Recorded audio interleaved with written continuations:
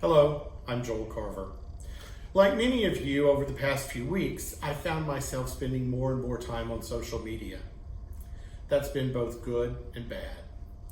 One of the sad things that I've seen recently is a member of the hospitality community who I'm going to hate to call a hospitality professional because of what they said. This person posted, "I'm curious to see if anyone thinks guests will be nicer after this is over. Or will they go back to being their usual ratchet selves?" Ouch. I'm hopeful that this person was just having a bad day and they didn't really mean it. If they did mean it, I question whether hospitality is really their calling. In reading this, I'm reminded of a 2017 article by Jim Luff. In his article entitled "Finding and Hiring Servant Heart Employees," Jim reminds us that while almost anyone can drive a car, that doesn't make everyone a personal chauffeur. Jim goes on to ask us, what is a servant's heart?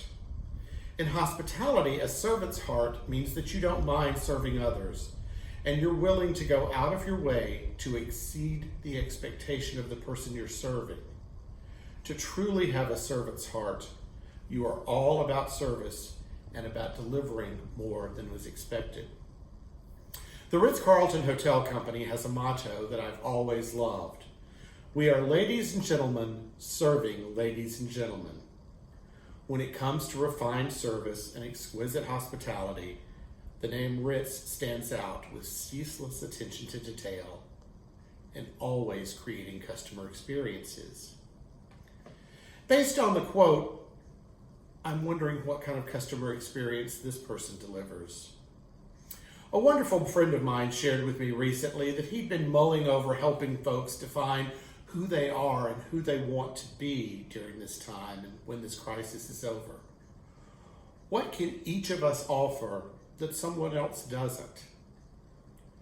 My question to you is, can you name something that you bring to the table that other folks don't? And if asked independently of each other, would your boss agree with you? During this time, we have more free time and more time to devote to self-growth. Are you truly able to articulate what you bring to the table that other folks don't?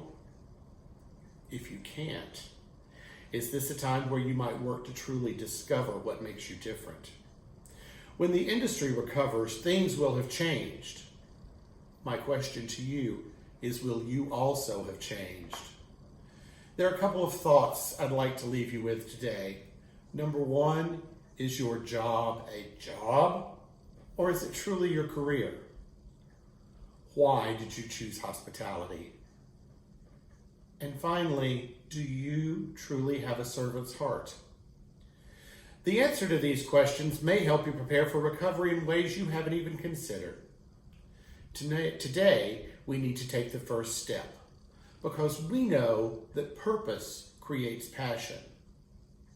My challenge to you is to make sure that when recovery comes and you're ready to re-enter the workforce, you clearly are able to define your passion.